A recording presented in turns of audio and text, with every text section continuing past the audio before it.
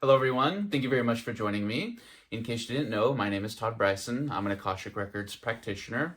I have some messages for the old souls and light workers that are waking up and remembering who they are in this place. So I'm excited to bring those to you.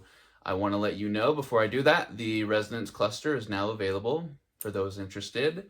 And if you're looking to get into session with me, I have a promo going right now for first-time clients. If you're interested in what the Akash holds for you and what it knows about you, contact me with any questions that you might have. More information about that in the description. So one thing that you guys may have noticed, those of you who have had sessions with me, is that I don't close the records, and I purposely don't close the records, and I've been told a lot of times that I need to close the records. But the Cosmic Family, brothers and sisters, the keepers of the Akash, do not want the records to be closed. And my advice would be, after we're done in session, you should close the Zoom meeting and you should sit in that energy, contemplating what's come through, knowing that the Akashic records are vibrationally still open for you. After session, there's a lot of curiosity about what's come through. And I feel like leaving the Akashic records open for you will help you get those answers, or even help you formulate, questions that will further the experience. So as humanity collectively and you individually, remember that you are not the physical body that you're walking around in. All the tools that you can access to understand who you really are going to go a long way for you. Akashic Records is probably the most significant resource for that. But there's a lot of other things that can bring that remembrance into the forefront. And remembrance is important. A lot of the people listening to these videos that I make, and a lot of the people who are getting into session with me, are healers who are waking up and remembering who they are. So humanity is entering into the new age, the new earth, 5D, whatever you want to call it. From my perspective, humanity is entering into the age of the healer. And some of you healers have noticed that you've had very dense experiences along the way, and that those experiences have provided you with the knowledge, the awareness, and the approach that you need to take as the healer that you are. Many of you have noticed that you're a healer who had a tough childhood. Many of you have noticed that you are a healer who had parents who were unbalanced, or who had a really hard time figuring out what to do in this place. So a lot of you are looking to take that role as a healer a step further, and you're coming into barriers in doing that. One of the barriers that you will find is trauma and feeling burdened and over encumbered by what your parents kind of left you with growing up and getting out of your adolescence. So for the healers, it's very important to face what their experience has been in this place, and to reframe what the experience has been from that perspective that is outside looking in. So you want to honor your body and what it's been through on your behalf, and it's held your hand through this experience and provided you with all the potential and opportunity that you have in this place now. But don't let the experience of the body and the characters that it's been participating with in this place deter you from being the healer, or make you feel like you're not worthy to be the healer. And we will let you know that some of those characters along the way that had a very hard time of figuring it out, and you were the recipient a lot of what was coming from them. Leave that stuff behind. Honor that soul for the character that they played that allowed you to find the potential to be the healer that you are today. Close that chapter and move on to what's next. So moving on from what the parents did and reframing what that experience has been, see yourselves as two souls or three souls that were providing a healer with the resources and the awareness that they needed to come into their power and to make a difference in this place. That's where you are now. Your parents didn't create suffering for you. They provided a service to you. Now you have the opportunity to let that service go to waste, or to utilize it for whatever comes next. Another thing that the healers are going to encounter is something that is called the barrier of belief. And what this is you wake up and remember who you are. You wake up and remember that you are not your body. You wake up and remember that you've probably, as an energetic being, had similar physical experiences to this. So once you come into that knowledge, it becomes a game of reframing the subconscious mind and the information that it's pitching to you. So if you feel like you're a healer or a channeler and a teacher with all of this potential, but no means or know how to access that potential, you should look to see if the barrier of belief is still playing a role in your experience. Do you have profound insight and revelation about who you are and what you're here to do and what you're capable of in this place? Or, do you always have to fight off the mind chatter that is telling you, no, this is not you, this is somebody else. You're not experienced, you're not an old soul, you're not a healer. You'll also get information like, is this experience real? How do I know if it's real? How do I move forward implementing, what I learn, even if everybody else around me doesn't fully believe or buy into what I've experienced? A lot of what you guys are looking for as healers and as practitioners of the etheric arts is the barrier of belief getting removed so that you can go into those experiences authentically and unapologetically. So if you are trying to work in those spaces, if you're trying to work with energy and universal law, and having a hard time kind of getting over the hump, when you get that little chatter, is this real? Is this possible? Am I doing it right? Is this meant for me? This is the barrier of belief. And this is one of the very last obstacles for you to overcome before you step into that authentic version of you. If you do notice the chatter, is this real? Am I doing it right? What do I believe? Where do I go? When you reach that checkpoint, you can address the subconscious systems directly and immediately, letting them know, dear subconscious systems, this is real, or I'm not sure if this is real, but I'm proceeding into this experience to find that out. Or I don't have the luxury, subconscious, of questioning what I can do and what I'm capable of. I'm here as a healer. I need to put one step in front of the other. I need the subconscious systems to facilitate empowerment and expansion and growth rather than separation, division, and limitation. Do you reach the barrier of belief and turn back because you need to learn more or you need a different perspective? Or do you reach the barrier of belief and proceed forward regardless?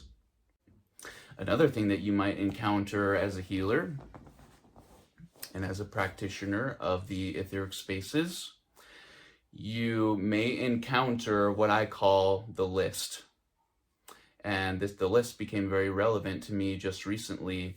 I had an issue that I was dealing with, and instead of acting as an old soul and as a light worker when I took that approach, when I was kind of at the doorstep of doing that work, I was greeted by the list.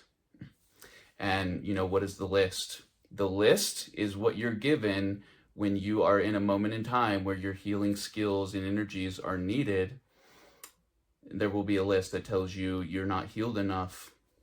You're not vibrationally compatible with the work. You've not moved on from, what's been done to you in this place.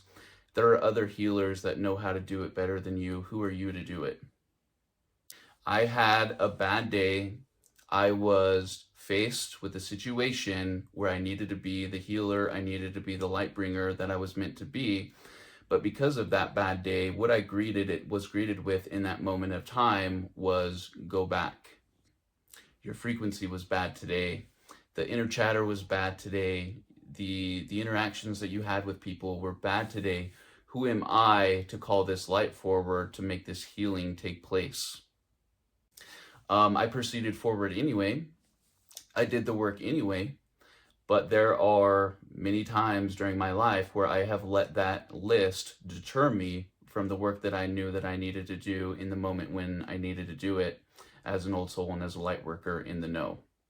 There's no time for the light workers to second guess themselves and to come back later and try. The things that you need to do might be important. It might be important for those things to be done right on the spot when there's an opportunity to do it. If you're one that is encountering the list, all of the things that you're doing wrong and every reason that you're not compatible, to put your hands on that person or that being and heal them and see them better. If you're encountering that list, what's being asked of you is that you do the work anyway. And maybe what will get you to overcome that list is to do the work anyway and to get the results that you were looking for. And then you'll have something to point to whenever that list shows itself again. Okay, and something else that the healers need to be mindful of is that you need to know when you're spending your energy, and you need to know when you're replenishing your energy, or you need to know the difference between the two things. A lot of you are spending when you think you're replenishing. A lot of you are replenishing when you think that you're spending. All of the spiritual duties that you have in the etheric spaces are going to be facilitated and accommodated by the resources spiritually that your physical being is compatible with. So the light workers need to create a discipline around drinking from the sun. The light workers need to create a discipline around focusing on their breath and holding that 0 point as often as they can. The light workers and the old souls, the healers, need to create a routine around replenishing, speaking to, communicating to the energy systems and the pieces and parts of your body that are either going to accommodate the linear systems that we're involved in, or be reframed and be repurposed to serve the higher purpose here. If you understand the importance of you nurturing yourself and you replenishing yourself, and to do so in a manner that is in alignment with the cyclical nature of this experience, it will help you move forward with the wind at your back rather than always feeling like you're running into the wind. The price for the work that you're doing with energy is a very, very high one. Make sure that you're replenishing the resources necessary to do it, and that you're not depleting or embedding your physical body in something that it can't really perform the way that it's meant to. You guys should also know that the subliminal messaging, the subliminal efforts in general being radiated or broadcast to the collective are going to be increasing. What that means is the things that we eat, the media, the entertainment that we listen to, there are underlying things within those broadcasts that are telling us or providing instruction for the subconscious against our will. This is not a new tactic. This is something that you guys are probably aware of and familiar with. And when you understand the tactics that are used against you, you really do disempower them. But we will let you know that if the subliminal messaging is being used against you, it is a tool and a resource that can be used for you. And the advice that I was given recently was to create my own subliminal affirmations. And the way that I did this is I just recorded my voice, and then I put my voice underlying in a track. And, you can listen to it as long as you want to. But basically, it lets you work without working. It lets your subconscious stay informed and stay, in the loop as far as what our intention is and where that intention is taking us. Now would also be a good time for you guys to give your space and your physical body a frequency bath. And, it's easier than it sounds. It doesn't have to be super complicated. You just set the stage for the frequencies to do their work. When I'm making products, I am radiating those products all the time with all 9 solfeggio frequencies. So if I was you, it would be a good time all 9 solfeggio frequencies at once, in my opinion, is the very best thing. There are tracks on YouTube that play all 9 solfeggio frequencies at once. Start playing them on your phone, turn it as loud as you can. Go into every room of your house, walk around the perimeter of your house playing those frequencies. Create a nice little bubble for yourself to work in vibrationally. So, as we close, all of these things are great. All the tactics that we can employ and every advantage that we can get in this place going to go a long way for you. If you, listening to this video, are feeling guilty about what you are not doing, I want to let you know that the price of comfort in this place is extremely high.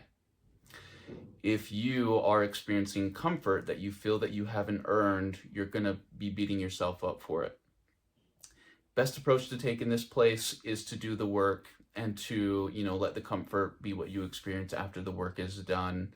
If you're comfortable without the work being done, you're not really going to be comfortable. You're just going to be guilty about comfort that you haven't earned.